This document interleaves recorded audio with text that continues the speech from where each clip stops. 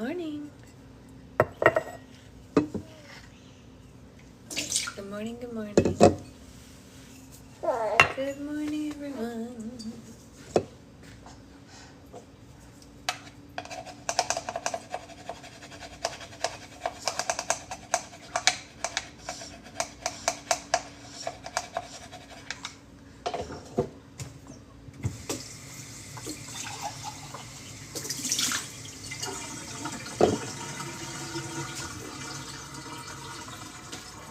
Okay. Hi, everybody. Hello. Hello, hello. Okay. You can stay asleep. You don't have to wake up. Stay asleep. Good morning. Stay asleep, sweetheart. A 10-minute nap is not enough. 10 minutes is not enough. No, it's not. It's not. It's not enough. How's everyone doing? Hi. Hi, beautiful, but you can go back to sleep. Shh, shh, shh. Shh, shh, shh. Shh, shh, shh. Hi. Yeah. Oh, it's okay, Isabella. It's okay. Don't worry. Morning, Susan. Morning, everyone. One of the kids over 3 years is about to go to swim. Oh, that's exciting. Yeah, what if we all had a nap?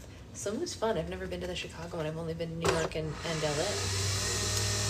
Oh my gosh, Isabella, you're fine. Don't even stress. Medium, Amanda. I'd say medium. Hi, beautiful. Oh, you're so smiling. Oh, you're so smiling. You can sleep. You can sleep. Yes, you can.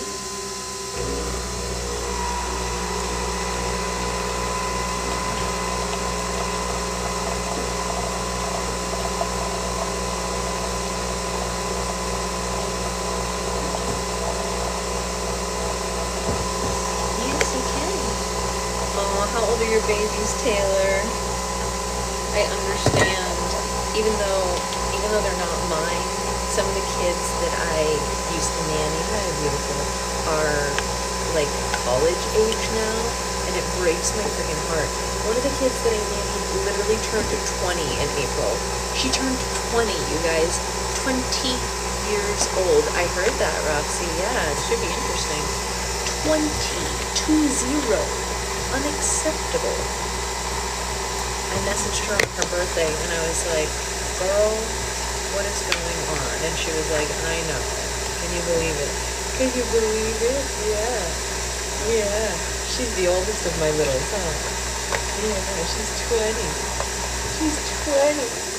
20 years old. Has children, Becca? Oh my God, that would break me. It would break me. I love you, boy. Who's my beautiful angel? Is it you? Who's the smartest girl in the world? Who's the smartest? Are you the silliest girl? Are you? Are you? Only a 10-minute nap? Not nearly enough. Not nearly. I know, she's getting so big. Isn't that crazy? It's mind-blowing to me, Isabella. I'm sure your mom feels the same way about you, though. I am sure of it. I'm sure Isabella's mommy feels the same way. She probably used to hold her like this and rock her. Yeah. But now she can't because she's a big girl. Well, she could try. But it'd be hard. Yeah, are you going to let me rock you when you're a big girl? No, probably not. You're going to say, Mommy, don't be weird. My youngest is 6. Oh, 6 is a great age. What a great age. 17 and 5 months. I can't believe it, Isabella. 17 and 5 months. I can't believe it, Isabella. 17. What an age. It's a good age. Yes. Should we sing a song? Gotta eat your spinach, baby. That's the proper thing to do. It'll make you strong and healthy too. And what is it for Papa is looking for? Gotta eat your spinach, baby. If you do, you can't go wrong. 'cause it's gonna make you nice and strong. And the stronger you are, the longer you live, and the longer I'll have to love you. Yay! Yay! Boys are going to, oh my gosh, all teenagers. Graduating high school sounds so intense, right? Crazy times. Crazy. We're so lucky to, oh, thank you, Christy. You're so sweet to me. Gotta eat your spinach, baby. Oh. No, no, no, no. Ugh. Whatever. What else should we sing? 7 a.m. the usual morning lineup. Start on the chores and sweep till the floor is all clean. Thank you for noticing, Amanda. Polish and wax and something and shine up. Sweep again, and by then it's like 7:15. And so I'll read a book, or maybe 2 or 3. I'll add a few new paintings to my gallery.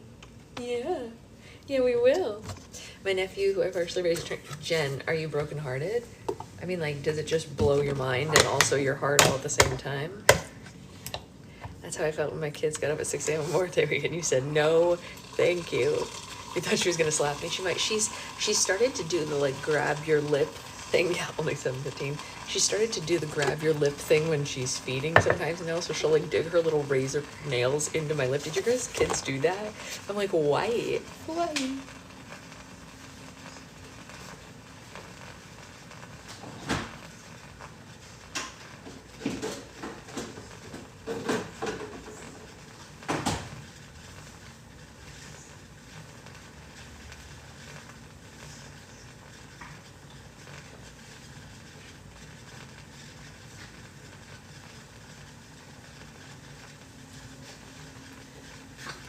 Yes, just wait for the chomp. Oh, she decided last night, the kid will be good for him to, oh, that's good, that is good. The nails are sharp. Yesterday, you guys, she decided she wanted to make up a game. Yes, you never know. Oh, I know, it's like, it sends every hair on your body sticking up. Excuse me, yes, so last night she decided she wanted to invent a game. And her game was this: while she was eating, she would look away from me like this for a second, and then look back at me with just her eyes, but not her face, and then turn her head really fast and go, hum. And she did it like 10 times, and then she laughed every time. I was like, girl, she's an inventor, yes. She's an entrepreneur. Luckily it didn't hurt. She wasn't chomping hard, but she was playing, and it was very cute. I was laughing my head off. She was like, are you there? Are you there? Yeah, hungry hippo alive. But she wasn't trying to eat. She wasn't like, yeah, she's got flair. It's true. Luckily she did it gently. Thank goodness for me. Yeah, no teeth. I'm not interested in teeth right now. No. Maybe she'll forget that game. Yeah, I hope. I know, she's so good at play. She's a very good player, if you will. Yeah, she had a lot of fun. And so I just sat there and let her do it because I was like, well, she's not hurting anything. And I know maybe that's not right, but whatever.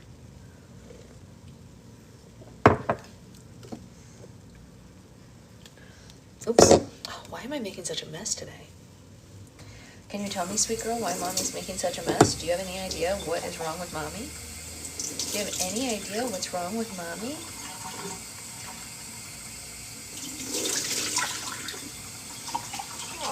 Yeah, you don't? Okay, well, morning, Avery. Morning, Brittany. She has no idea. Wrong coffee cups. But I love this coffee cup because we are, in fact, a hot mess. But I love this coffee cup because we are, in fact, a hot mess. Yes.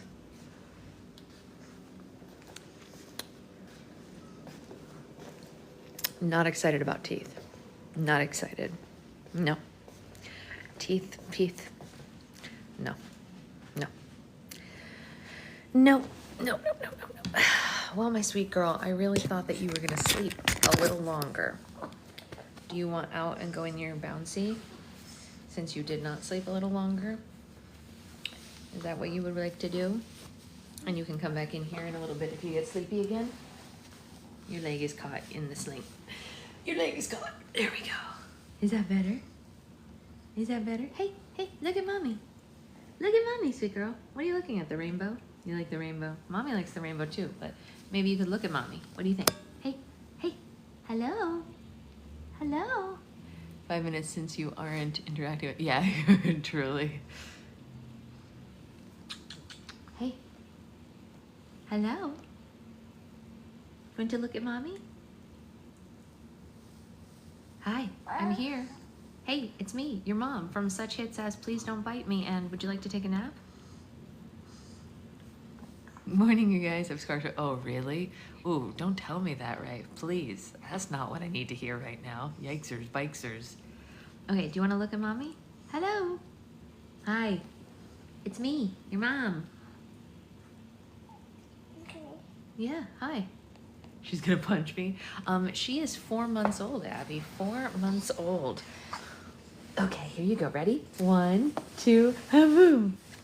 Okay. Wha-bam. Wha-bam. This goes under your chins. All of them. Can you lift up your head just a little so I can put this under there? That way we don't have any droolies. And do you want your straw? Here you go. Here you go. Yeah, that's nice. Here you go. You can come back out when you're ready, okay? But chew on that for now.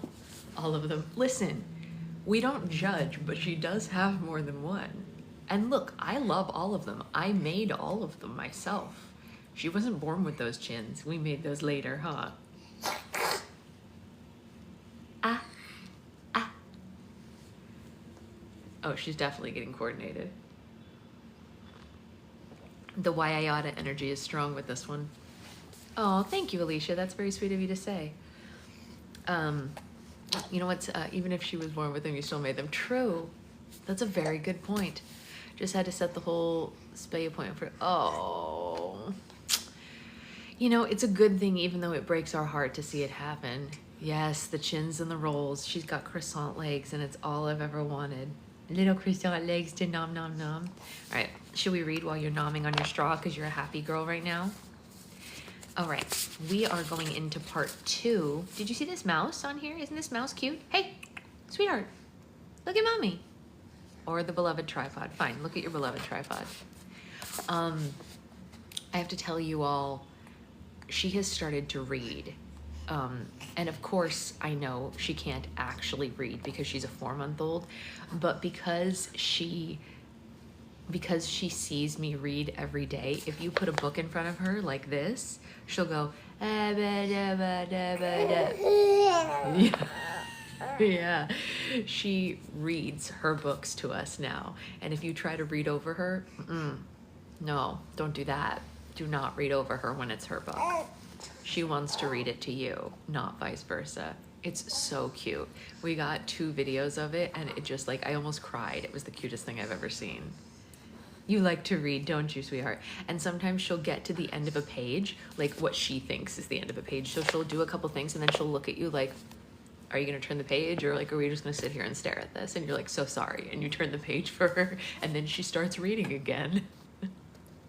It's pretty funny, huh? Well, don't choke yourself on that. It's a chewy. It's not meant to go to the back of your throat, honey.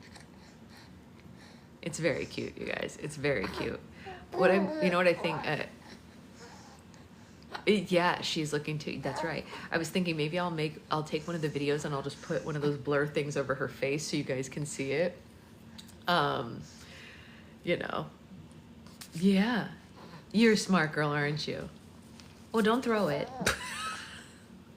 I just washed those. I just washed them. Don't make me do it again before the, well, I have to do it again before the trip, but don't make me do it twice before the trip. Just one time before the trip, right? Just one time I'm gonna wash everything again. Thank you for the smile. Okay, should we read part 2, chapter 11? What do you think? This book has so many words compared to your books. You hold on to that, okay? Yeah.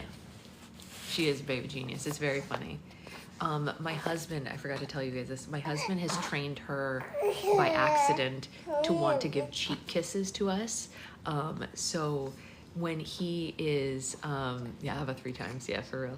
So obviously we give her kisses a lot. Like we go all over her face and, you know, whatever. And now when you do that to her, if you pull away from her after a second, she has her mouth like this because she wants to give you kisses back. And if you put your cheek to her, she'll do the same thing. It's like, your heart just explodes. And yesterday my aunt was taking care of her and she was sleeping on my aunt as I was working in the other room, and I came out here and I had to take her so that my aunt could go home, and I was holding her and she leaned over to my aunt like this, like she wanted to give her a little cheek kiss, and my aunt didn't know what it was, so she didn't lean in, and she was so sad. Yeah, right, Susan? It's the sweetest thing. And she was like, I'm trying to kiss you. So cute. I was like, oh man, she wants to give you a kiss. And she was like, oh, okay. You wanted to give Phil kisses, huh? You wanted to give her kisses? I know, open mouth baby kisses, so precious. Are you so precious? Are you licking your drool cloth? Are you licking it? It's a choice. I'm so sorry, Alicia, although I'm also not sorry. Connor never grew out of that. That's so cute. I hope it continues for me too.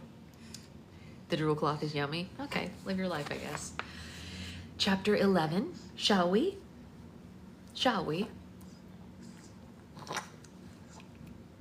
I'm not even sorry for that, Becca. He's mommy silly. I think so. How dare you? Okay, we're gonna read chapter 11 no matter what Aunt Becca says. Is that right? Yeah, you chew on that. Okay. Here we go. That's fine. Deborah can come here. Deborah's been here before. That doesn't bother me. Deborah doesn't bother me. She's lovely. I made her coffee in my kitchen, and I sent her with her own cup on her way home. She'll be mad. True. But she probably won't do anything about it because she's not a violent person. Right, exactly. Here we go. Sorry. Are you ready? Yeah, okay. Lucy Gray's words stung a bit, but on reflection, they were well-deserved. Coriolanus had never really considered her as a victor in the games. It had never been a part of his strategy to even make her one.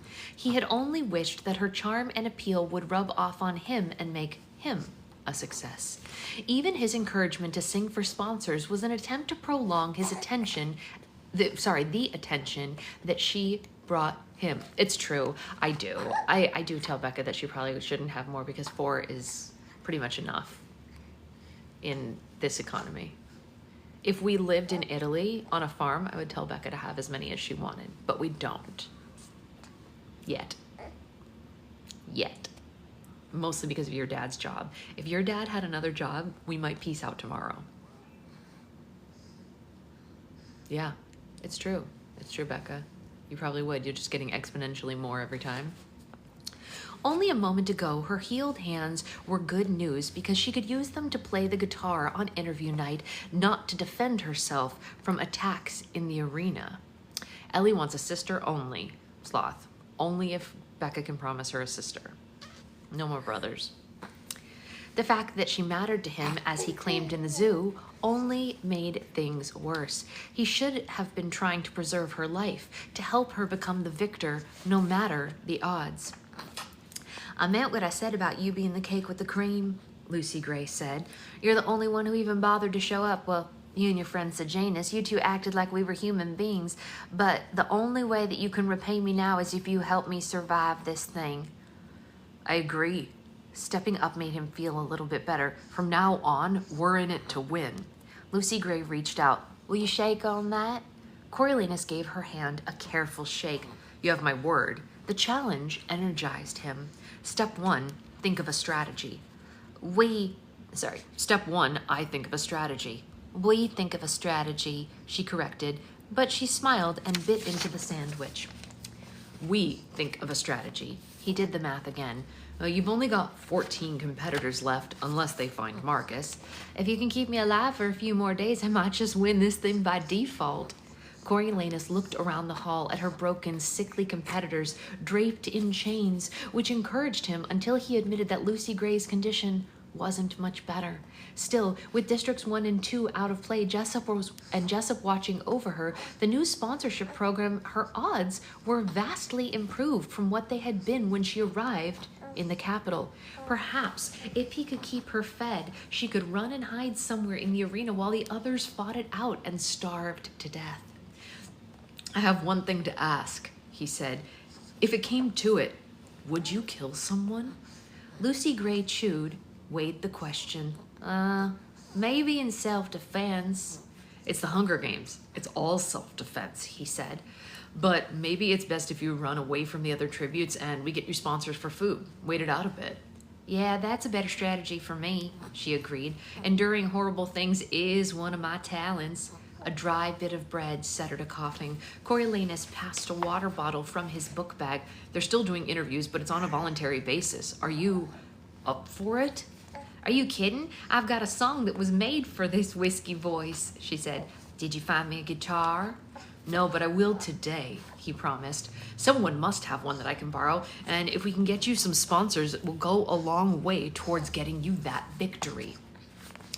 She began to talk with a bit of animation about what she might sing. They'd only been allotted 10 minutes, though, and the brief meeting ended with Professor Sickle ordering the mentors back to the high biology lab.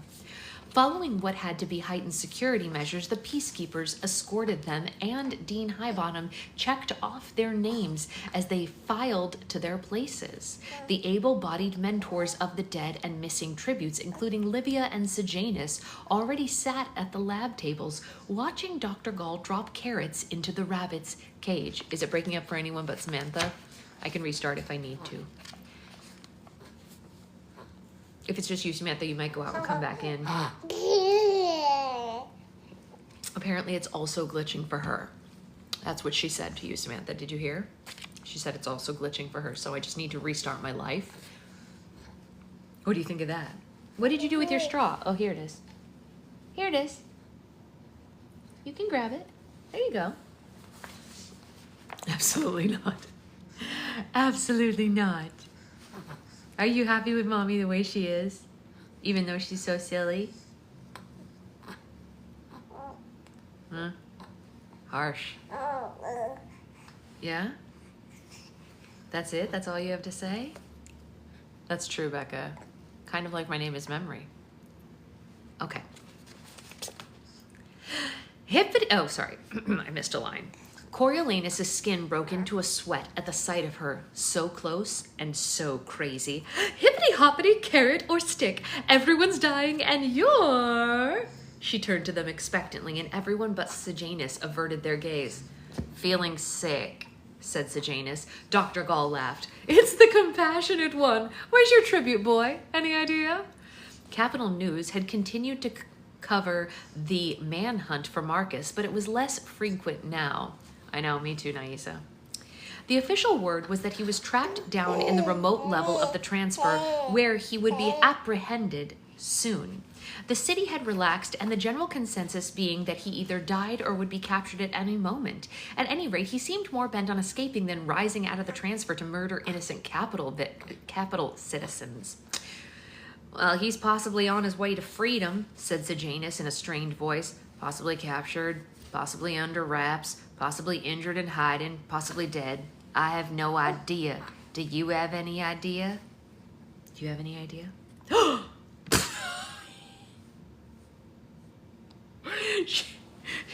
She had this chewy straw in her hand. I asked her, do you have any idea? And she looked me dead in the eye and went like this. And dropped it on the floor. Okay, you don't want that anymore. Heard. How about this one? You want something else? Here. Here you go. You can have this. This is your other chewy. This one's attached to your bouncer, so it can't come off. Yep, washing it again. Yep. Yeah, I guess she doesn't like this part of the book, huh? Coriolanus couldn't help but admire Sejanus' pluck. Of course, Sejanus didn't know how dangerous Dr. Gall could be. He might end up in a cage with a pair of parakeet wings and an elephant's trunk if he wasn't careful. Yikesers. No, don't answer, Sejanus spat out. He's either dead or about to be, and when you catch him, you're going to drag him through the streets in chains. That is our right, Dr. Gall countered. No, it isn't. I don't care what you say. You have no right to starve people, to punish them for no reason, no right to take away their life and their freedom. Those are things everyone is born with, and they're not yours for the taking. Winning a war doesn't give you that right. Having more weapons doesn't give you that right. Being from the capital doesn't give you that right. Nothing does. Oh, I don't even know why I came here today. And with that, Sejanus sprang up and bolted for the door. And when he tried the handle, it wouldn't turn. He jiggled it and then confronted Dr. Gall. Locking us in now, like it's our own little monkey house? You have not been dismissed, said Dr. Gall. Sit down, boy. No, said Sejanus quietly, but it caused several people to jump. After a pause, Dean Highbottom intervened. It's locked from the outside. The peacekeepers have orders to leave us undisturbed until notified. Sit down, please. Oh, we should have them chaperone you somewhere else, suggested Dr. Gall. I think your father's offices are nearby. Clearly, despite her insistence on calling him boy, she had known exactly who Sejanus was all along. Sejanus burned with anger and humiliation, unwilling or unable to move. He just stood there, staring down at Dr. Gall until the tension became unbearable. Hey, Lorenzo. The tension became unbearable, honey. It did. Unbearable. Lorenzo's here. Do you want to say hi? She said, hey. Did you hear that? She 100% said hi to you, Lorenzo. I said, Lorenzo's here. Do you want to say hi? And this girl said, hey. You did. I heard you. I heard you. You're a genius. Yes, you are. Genius, baby. Unlike MAGA, you're not boycotting Harvard, huh? Yeah, that's a silly joke from Mommy. We can't afford Harvard. I know. It is what it is. I guess it is. No, Becca, I have to tell you, we dropped out of that. We dropped out of that class and got our credits back to use for something else. It was definitely a hey for you, Lorenzo. You want out? Do you want out of your bouncy? You just want to smile? Yeah. Okay. Yeah, what else? Baby class dropout, go back to preschool. Do you want to come out? Or do you want to stay in? You look like you want to stay in, but you're talking like you want to come out. Do you need help getting this in both hands? Here you go, 2 hands. 2 hands. There you go. You're welcome, Becca, no problem. Sorry, I know that this is a disjointed chapter today, but she's very talkative and we don't want to ignore it. There's an empty seat by me. The words came unbidden from Coriolanus' mouth. The offer distracted Sejanus, and then he seemed to deflate. He took a deep breath and walked back down the aisle and slid onto the stool. One hand clenched the strap on his book bag, while the other formed a fist on the table.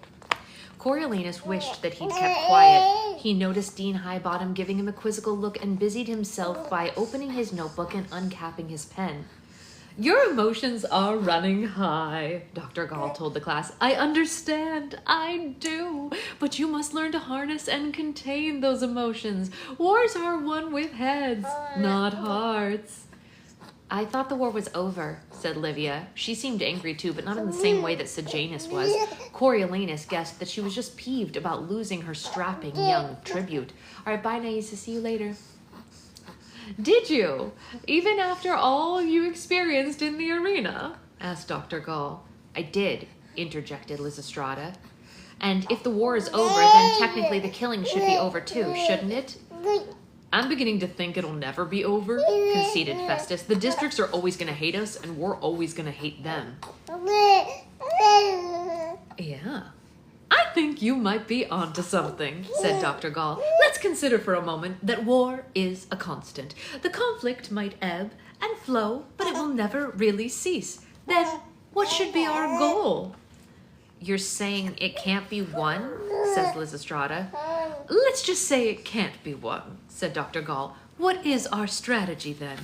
Coriolanus pressed his lips together to keep from blurting out the answer. So obvious, too obvious. But he knew that Tigress was right about avoiding Dr. Gall, even if it meant bringing praise. As the class chewed over the question, she paced up and down the aisle, finally coming to a stop at his table. Mr. Snow, do you have any thoughts on what we should do with our endless war? He comforted himself with the thought that she was old and no one could live forever. Mr. Snow, she persisted, and he felt like he was the rabbit being prodded by her metal rod. Do you want to take a wild guess? We control it, he said quietly. If war is impossible to end, then we have to control it indefinitely, just as we do now, with the peacekeepers occupying the districts, with strict laws, and with reminders of who's in charge, like the Hunger Games. In any scenario, it's preferable to have the upper hand and to be the victor rather than to be defeated. Though in our case, decidedly less moral, Sejanus mumbled. It's not immoral to defend ourselves, Livia shot back, and who wouldn't rather be the victor than the defeated? I don't know that I have much interest in being either, said Lysistrata. Yeah, but that wasn't an option, Coriolanus reminded her. Given the question, not if you think about it. Not if you think about it, eh, Casca? Said Dr. Gall as she headed back up the aisle. A little thought can save a lot of lives. Dean Highbottom doodled on the list. Maybe Highbottom's as much of a rabbit as I am, Coriolanus thought, and he wondered if he was wasting time worrying about the dean. But do take heart, Dr. Gall continued cheerfully. Like most of life's circumstances, war has its ups and its downs, and that is your next assignment. Write me an essay on everything attractive about war, everything you loved about it. Many of his classmates looked up in surprise, but not Coriolanus. The woman had set snakes on Clemencia for fun. Clearly, she relished witnessing pain and probably assumed that they all did too. Lysistrata frowned. Loved about it? That shouldn't take long, said Festus. Is it a group project? Asked Livia. No, individual. The problem with group assignments is that one person usually does all the work, said Dr. Gall, giving Coriolanus a wink that made his skin crawl.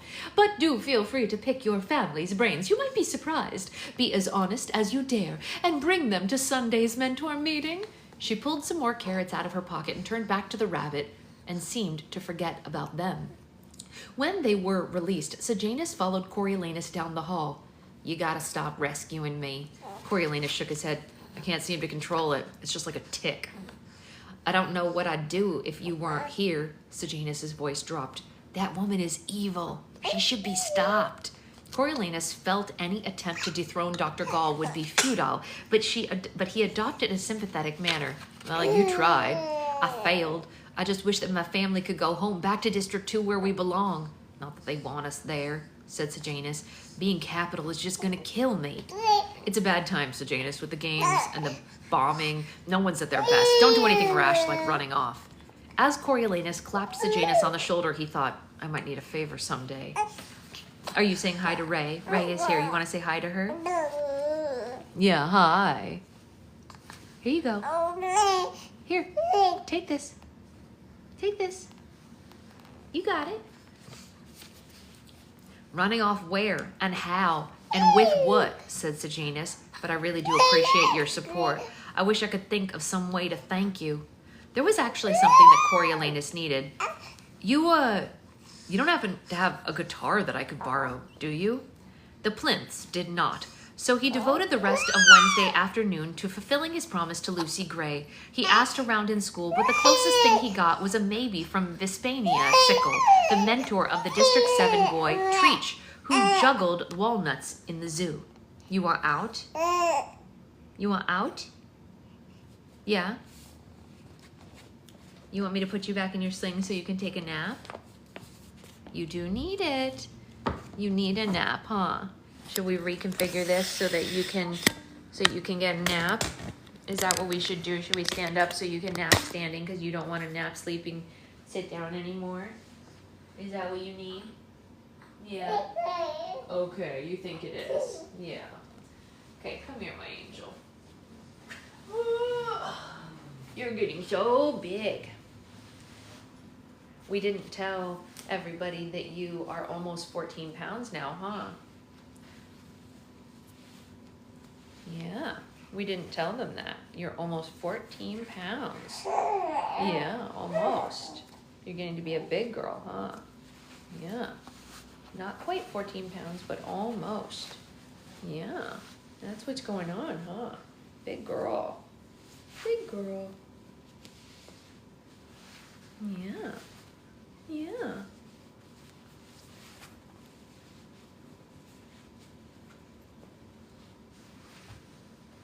Oh, no worries, Avery. That's probably a good thing. Moms should do stuff like that, I think. What are you looking at, honey? Hey, look at Mommy. Hi. What are you looking at over there? What are you looking at over there? She is so curious about everything. Okay, let's get this book. Let's get this book. Yes, yes, yes. Where were we? Oh, yeah, I think we used to have one during the war. She told Sejanus. I mean, she told him. What? It's me. I'm pretending to stand there. Yes, yes, she is. She's getting so big. Let me check and get back to you. I'd love to hear your girl sing again. He didn't know whether or not to believe her. The Sickles did not impress him as a musical crowd, but Vespania had inherited her Aunt Agrippina's love of competition, and for all she knew, she was trying to spoil Lucy Gray's performance. But two could play at that game, so he told her that she was a lifesaver and then continued on his search. After coming up empty-handed at the academy, he thought of Pluribus Bell. Possibly he still had instruments lying around from his nightclub days. The minute that the door to the back alley opened, Boa Bell wove between Coriolanus's legs, purring like an engine. At 17, she was getting a little long in the tooth, and he used care as he lifted her into his arms. She's always happy to see an old friend, Pluribus said, Pluribus said, and invited Coriolanus in. The defeat of the districts had made little difference to Pluribus's trade. He still secured a living dealing in black market goods, even if now and again the more luxurious bent kind, like decent liquor, makeup, and tobacco, were still hard to get a hold of. District 1 had slowly turned its attention to supplying the capital with pleasures, but not everyone had access to them, and they came at a high price. The Snows were no longer regular customers, but Tigris made occasional visits to sell him the ration coupons that would allow them to buy meat or coffee, which they usually couldn't afford. People were happy to pay for the privilege of buying an extra leg of lamb. Known for his discretion, Pluribus remained one of the few people that Coriolanus didn't need to pretend to be wealthy around. He knew the Snows' situations, but he never blabbed about it or made the family feel inferior. Today, he poured Coriolanus a glass of cold tea and filled the plate with cakes and offered him a chair. What are you looking at, sweetheart? Can you lean up? You want to lean up so that you're even? What do you think? What do you think, honey? You want to do that? Are you looking at your bouncy that we just took you out of? They chattered on about the bombings and how it brought up bad memories of the war, but soon their talk turned to Lucy Gray, who made a favorable impression on Pluribus. If I had a few like her, I might think about opening the club back up, Pluribus mused. Oh, I still sell my pretties, but I could stage shows on the weekend. The truth is, we're all so busy killing each other that we forgot about how to have fun. She knows, though, your girl. Coriolanus told him about the plan for the interview and asked if there might be a guitar that he could borrow. We would take good care of it, I promise. I keep it at home except when she's playing it, and then I'll return it right after the show. Pluribus didn't need any coaxing. You know, I packed everything away after the bombs got Cyrus. Silly, really, as if I could ever forget the love of my life so easily. He got to his feet and moved a stack of perfume crates, revealing an old closet door. Inside, lovingly arranged on shelves, was a variety of musical instruments. Pluribus pulled out a surprisingly dust-free leather case and lifted the lid. A pleasant smell of old wood and polish hit Coriolanus's nose as he looked at the beaming golden thing inside.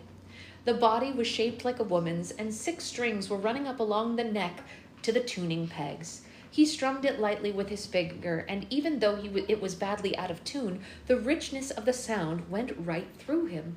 Coriolanus shook his head. This one's too nice. I wouldn't want to risk damaging this.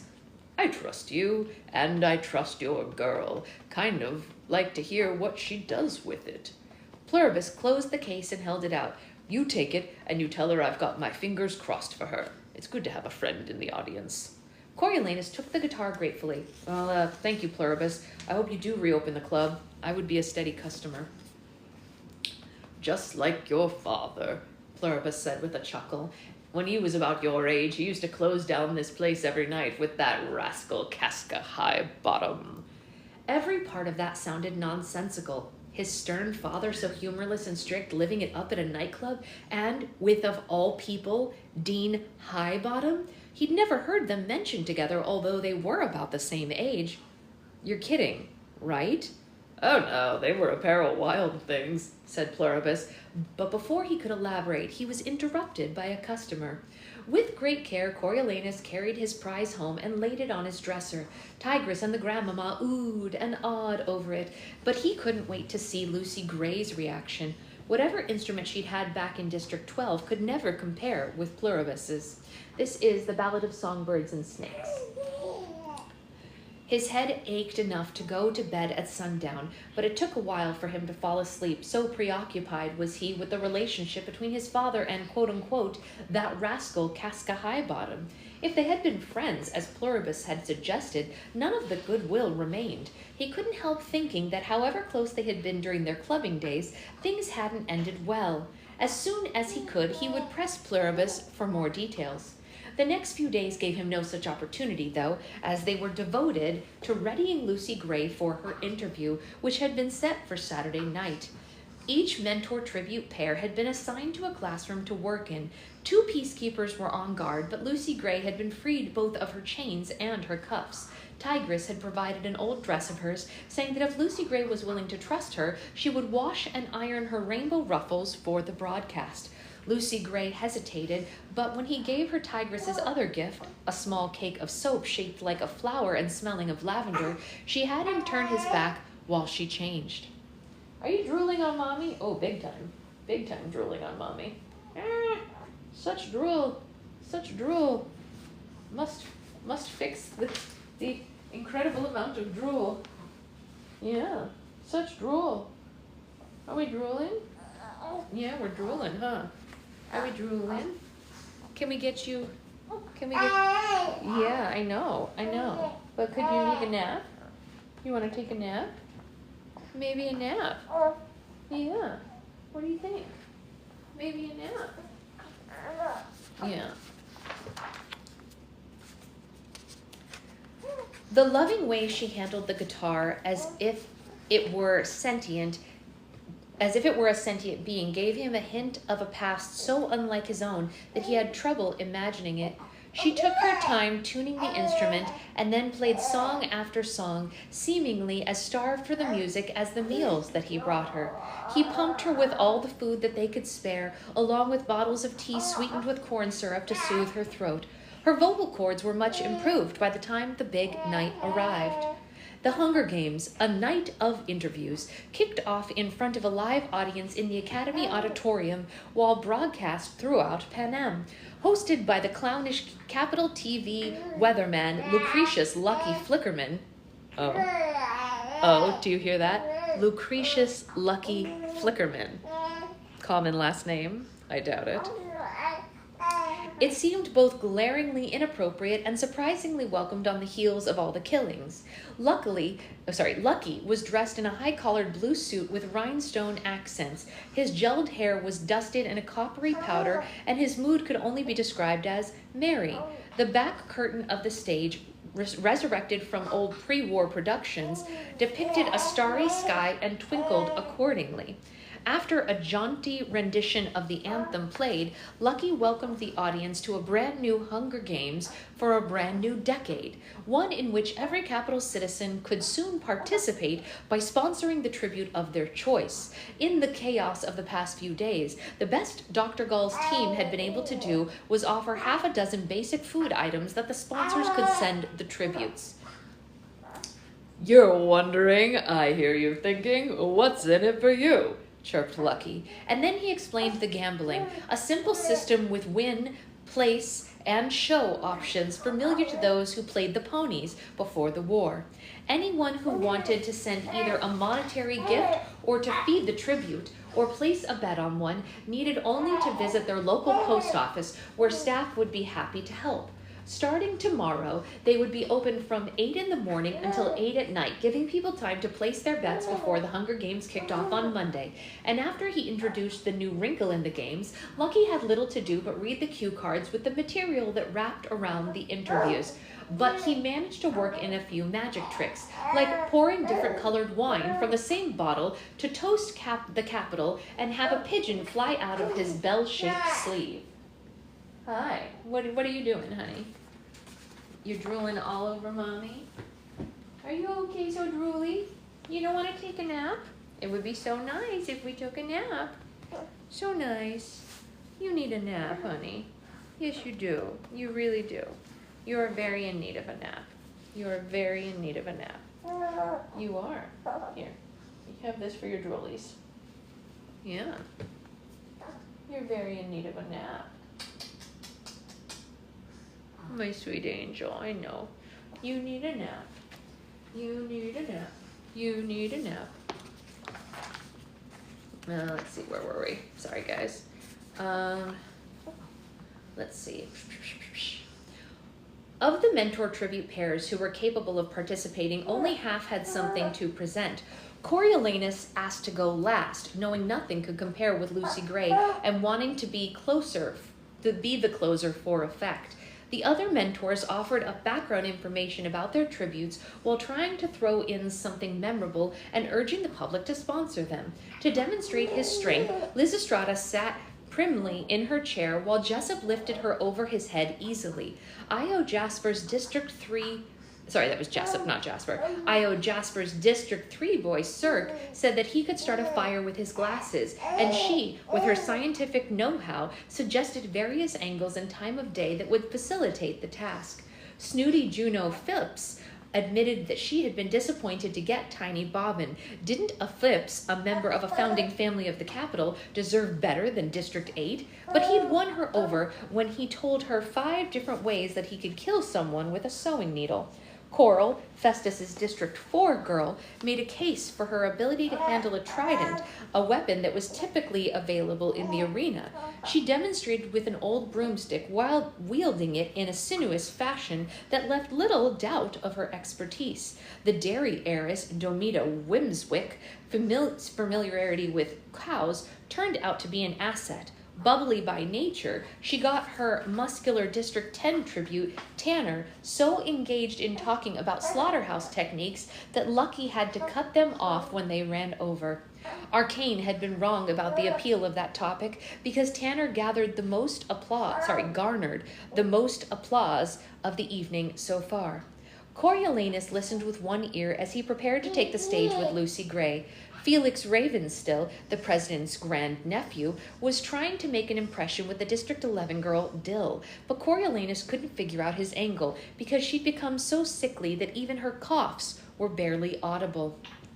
Tigress had worked another one of her miracles on Lucy Gray's dress. The filth and soot had vanished, leaving fresh, starchy rows of rainbow ruffles. She'd also sent a pot of blush that Fabricia had discarded, with just a smidgen of it left at the bottom.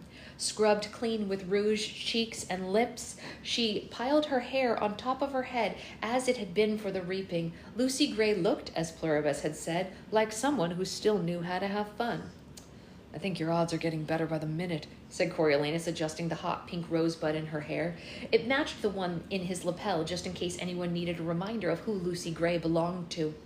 "Well, you know what they say, show's not over till the Mockingjay sings," she said. "The Mockingjay?" He laughed. "Really, I think you're just making things up now." "No, not that one. A Mockingjay's a bona fide bird," she assured him. "And it sings in your show?" he asked. "No, not in my show, sweetheart, yours. The Capitol's anyway," said Lucy Gray. "I think we're up." With her clean dress and his neatly pressed uniform, their very appearance brought on a spontaneous round of applause from the audience. He didn't waste time asking her a lot of questions. no one cared about. Instead, he introduced himself and stepped back, leaving her alone in the spotlight. Good evening, she said. I'm Lucy Gray Baird of the Covey Bairds. I started writing this song back in District 12 before I knew what the ending would be. It's my words set to an old tune. Where I'm from, we call it a ballad. That's a song that tells a story, and well, I guess this is mine. The Ballad of Lucy Gray Baird. I hope you like it. Coriolanus had heard her sing dozens of songs over the past few days, full of everything from the beauty of springtime to the heart-wrenching despair of losing her mama. Lullabies and toe-tappers, laments and ditties. She solicited his opinion, weighing his responses to each song. He thought that they'd settled on a charming thing about the wonder of falling in love, but a few bars into this ballad and he knew that it was nothing that she had rehearsed. The haunting melody set the tone. Her words did the rest as she began to sing in a husky voice from smoke and sadness. Gosh, I need a tune. I don't know what we're going to sing this to, huh? Well, I got nothing. Anyone got any ideas? When I was a babe, I fell down in the holler. All right, we're making one up, apparently.